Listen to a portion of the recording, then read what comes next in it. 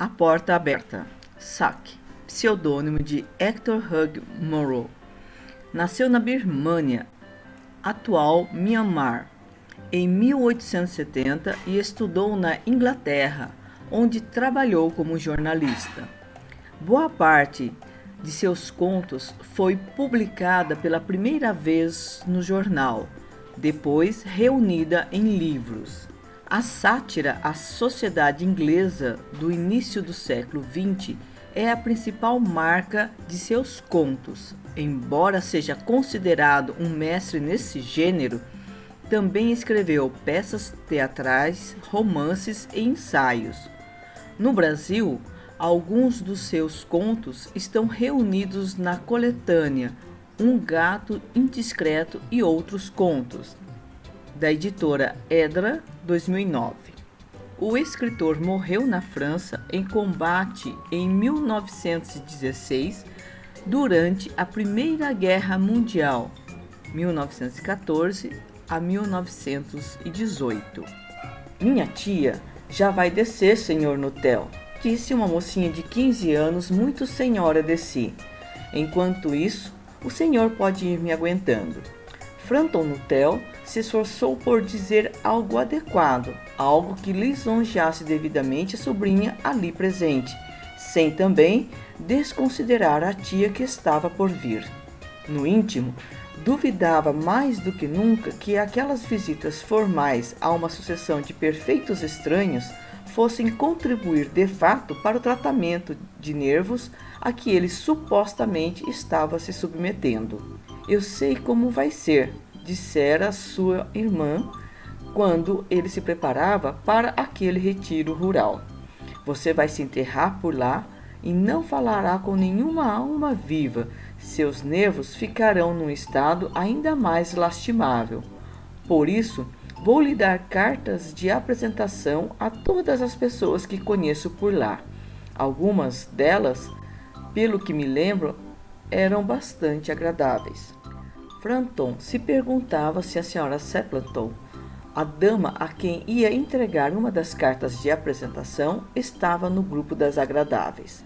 O senhor conhece muita gente aqui das redondezas? Perguntou a sobrinha, quando julgou que já tinha ficado tempo bastante em silêncio. Quase ninguém, disse Frampton. Minha irmã passou um tempo aqui, sabe, na casa paroquial, uns 4 anos atrás, e me deu cartas de apresentação para algumas das pessoas daqui. Fez a última afirmação num tom de nítido pesar.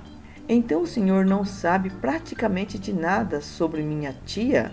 Prosseguiu a mocinha autoconfiante. Só o nome e o endereço, admitiu o visitante. Ele estava imaginando se a senhora Stapleton era casada ou viúva. Alguma coisa indefinível no ambiente da sala parecia sugerir uma habitação masculina. A grande tragédia dela aconteceu há apenas 3 anos, explicou a criança. Isso deve ter sido depois da estada de sua irmã. Tragédia? Perguntou Frampton. Naquele tranquilo recanto campestre, as tragédias pareciam de algum modo fora do lugar. O senhor deve estar curioso para saber por que mantemos essa porta aberta numa tarde de outubro, disse a sobrinha, apontando uma ampla porta que se abria sobre um gramado. Está bem quente para a época do ano, disse Frampton. Mas essa porta tem algo a ver com a tragédia? Por essa porta, faz hoje 3 anos, o marido e os 2 irmãos mais novos dela saíram para a caçada do dia. Nunca voltaram. Ao atravessar o pântano para chegar a seu local favorito de caçar narcejas, todos os 3 foram engolidos por um lodaçal traiçoeiro. Foi por causa daquele verão horrível e úmido, sabe? E lugares que eram seguros em outros anos desapareceram subitamente sem aviso. Os corpos nunca foram encontrados. Essa foi a parte mais horrível de tudo.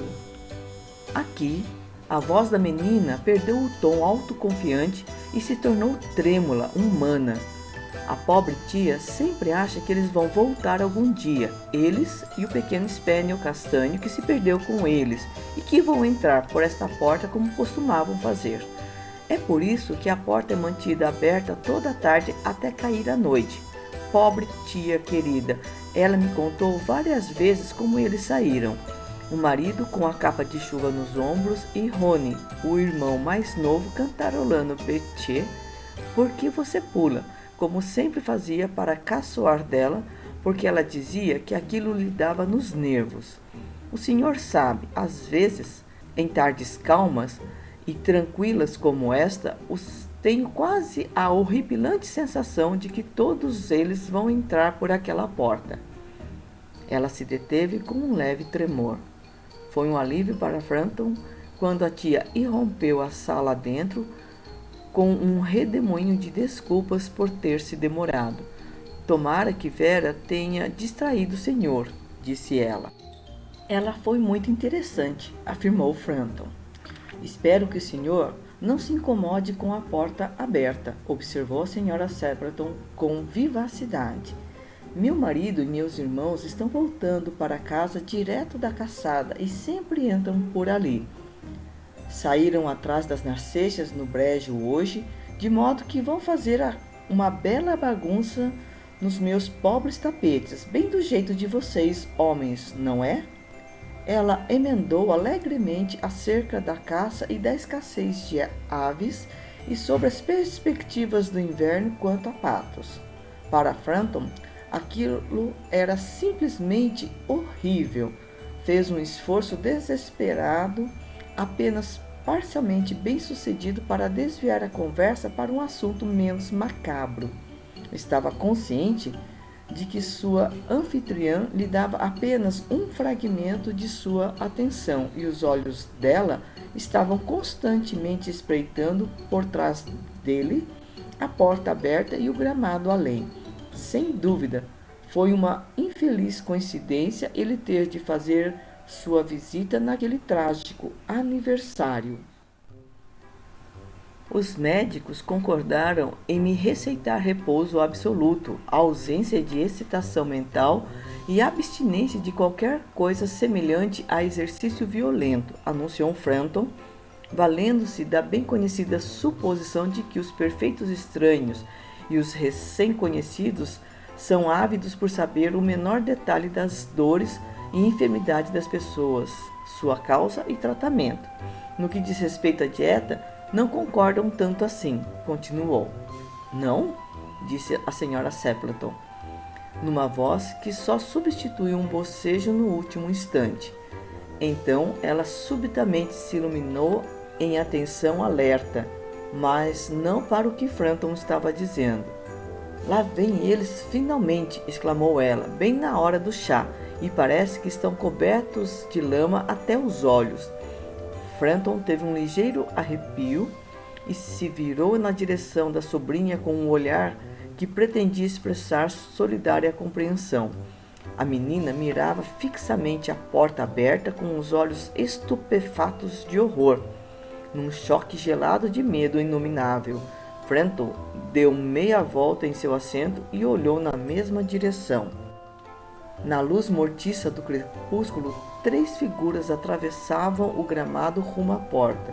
Todas carregavam armas nos braços e uma delas trazia o fardo adicional de uma capa branca jogada sobre os ombros.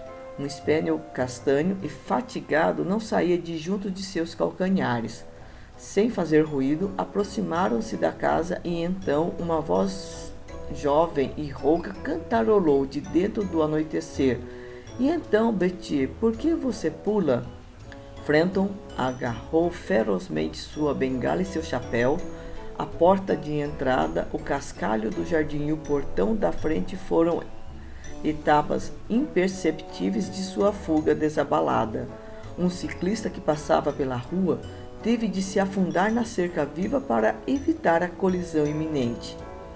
Cá estamos, querida, disse o portador da capa de chuva branca, entrando pela porta, cheios de lama, mas quase toda seca. Quem era aquele que disparou para fora assim que aparecemos?